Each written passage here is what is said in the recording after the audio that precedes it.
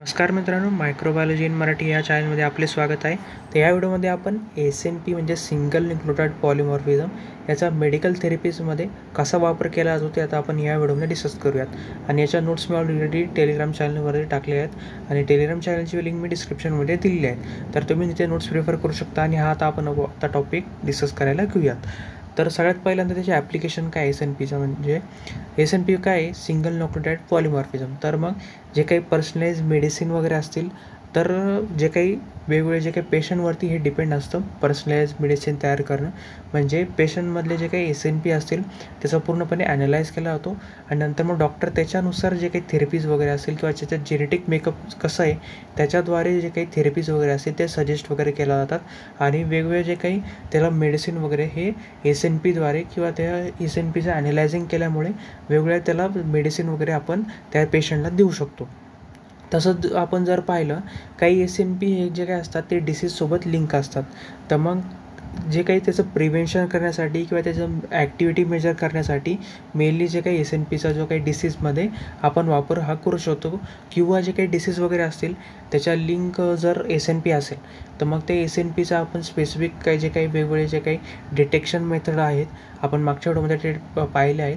तर ते डिटेक्शन मेथडद्वारे आपण SNP डिटेक्ट करू शकतो, आयडेंटिफाय करू शकतो.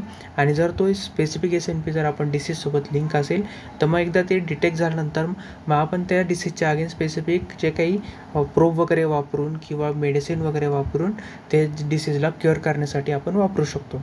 तसंच ड्रग रिस्पॉन्समध्ये आपण काय करू शकतो की जे काही डॉक्टर वगैरे असतील ते काय करतात पेशंटचं जे काही मेडिकेशन वरती जे काय आहे त्याचा रिस्पॉन्ड कसा येतो आणि तसंच ही जी काही मेथड आहे SNPच्याद्वारे जे काही डिसीज वगैरे क्युअर करणं ही इफेक्टिव्ह मानली जाते. आणि तसंच सेफ्टी ऑप्शन म्हणून सुद्धा SNP as a medical therapy म्हणून जास्त प्रमाणात वापरली जाते.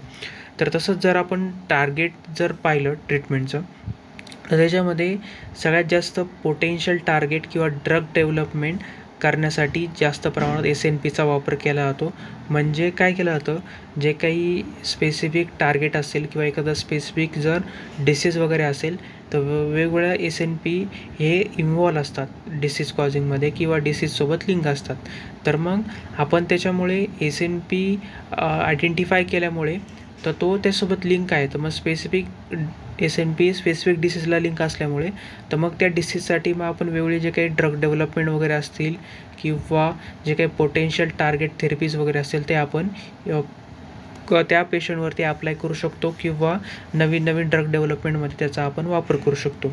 तसंच फार्माकोजेनोमिक्समध्ये आपण जे काही रिस्पॉन्स वगैरे कसा आहे त्या मेडिकेशनचा रिस्पॉन्स कसा आहे तो SNP थ्रू आपण ॲनालाइज करू शकतो किंवा त्या याच्यामुळे जीन इन्फ्लुएन्स कसं होतं आहे ते आपण डिस्कस करू शकतो. तसंच जर आपण पाहिलं तर safer and more effective drug यूजमध्ये SNPचा जास्त प्रमाणात वापर केला जातो. जर आपण SNP एकदा पूर्णपणे त्याचं ॲनालायझिंग केलं, अंडरस्टँडिंग पूर्ण जे काही केलं त्याचे ते काही युजेस वगैरे असतील तर त्याचं स्ट्रक्चर वगैरे असेल किंवा त्याचे न्यूक्लियोटाइड वगैरे आपण पूर्णपणे त्याचं ॲनालायझिंग केलं तर त्याच्यामुळे ड्रग मेटाबॉलिझममध्ये किंवा त्याची एफिशियन्सी काय आहे त्या ड्रगची ती आपण कॅल्क्युलेट करू शकतो. तसंच याचे काही साईड इफेक्ट वगैरे असतील किंवा त्याच्यामध्ये आपण स्टडी करू शकतो आणि याच्यामुळे आउटकम किती येतं आहे त्याचं पूर्णपणे ॲनालायझिंग करून ते एखाद्या स्पेसिफिक ड्रगला ॲज अ ट्रीटमेंट म्हणून एखाद्या पेशंटला आपण देऊ शकतो with the help of SNP. The development of a targeted therapy त्याच्यामध्ये आपण जे काही SNPचं जे असोसिएटेड विथ ड्रग रेझिस्टन्स वगैरे असतात तर त्याच्यामध्ये आपण डेव्हलपमेंट करू शकतो किंवा मेडिकेशनचा स्पेसिफिक जे काही पेशंटचा ग्रुप आहे त्याच्यावरती आपण जर टेस्टिंग करत असेल तर त्याच्यावरती त्याचा वर्किंग कसं होते, त्याचे काही आउटकम कसे येत आहेत, त्याचे साईड इफेक्ट वगैरे आहेत का ते पूर्णपणे स्टडी आपण SNP थ्रू करू शकतो. तर जर आपण पाहिलं तर SNP हे फ्युचरमध्ये जीन एडिटिंग टेक्निक्समध्ये पण वापरलं जातं. म्हणजे स्पेसिफिक जर एखादा बॅक्टेरिया कॉज करत असेल, एखादा डिसीज कॉज करत असेल तर मग तो काय करतो आपले जे काही DNA वगैरे असेल त्या स्पेसिफिक लोकेशनला त्याच्या न्यूक्लियस किंवा त्याच्या DNA फ्रॅगमेंटचं अटॅक करतो आणि त्याच्यामुळे त्याच्यामध्ये म्युटेशन वगैरे घडून येतं किंवा डिसीज वगैरे कॉजेस होतात. तर त्याच्यामुळे काय होतं आपण SNPचा वापर करून त्या स्पेसिफिक डॅमेज झालेला जो काही DNA वगैरे असेल तो काढून तिथे क्युअर करणारा किंवा एखादा जे काही त्याच्यामध्ये मेडिसिन असलेला, ड्रग रेझिस्टन्स वगैरे किंवा ड्रग असलेला, आपण त्याच्यात प्रॉपर्टीज असलेला जर SNP आपण त्यात इम्प्लॅन्ट केला त्या डॅमेज असलेल्या DNA तर त्याच्यामुळे पुढे जाऊन इन फ्युचरमध्ये त्याच्यामध्ये कॉजेस होणार नाही त्या डिसीज. तसंच जर आपण पाहिलं आणि त्या बॉडीमध्ये जर तो डिसीज त्याचं इन्फेक्शन वगैरे झालं असेल तर ते कमी होण्यासाठी ते आपण SNPचा आपण इन फ्युचरमध्ये जीन एडिटिंगमध्ये वापर करू शकतो. तसंच जर आपण पाहिलं तर ड्रग डेव्हलपमेंटमध्ये सुद्धा वेगवेगळे जे काही पाथवेज वगैरे असतील किंवा स्पेसिफिक SNPचा प्रोफाईल वापर करून आपण ड्रग डेव्हलपमेंटमध्ये as drug development SNP based आपण जे काही स्टडीज वगैरे असतील किंवा एखाद्या पेशंटला आपण SNP बेस्ड ड्रग डेव्हलपमेंट देऊन त्याची ट्रीटमेंट वगैरेही आपण करू शकतो.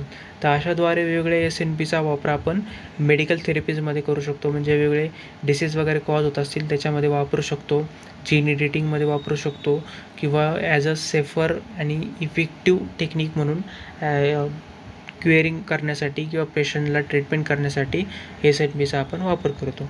तर या व्हिडिओमध्ये आपण SNP in a medical therapy हा टॉपिक डिस्कस केला. जर तुम्हाला माझा व्हिडिओ इन्फॉर्मेटिव्ह वाटला असेल नक्की व्हिडिओ लाईक करा, चॅनल सबस्क्राईब करायला विसरू नका. चला भेटूया पुढच्या व्हिडिओमध्ये.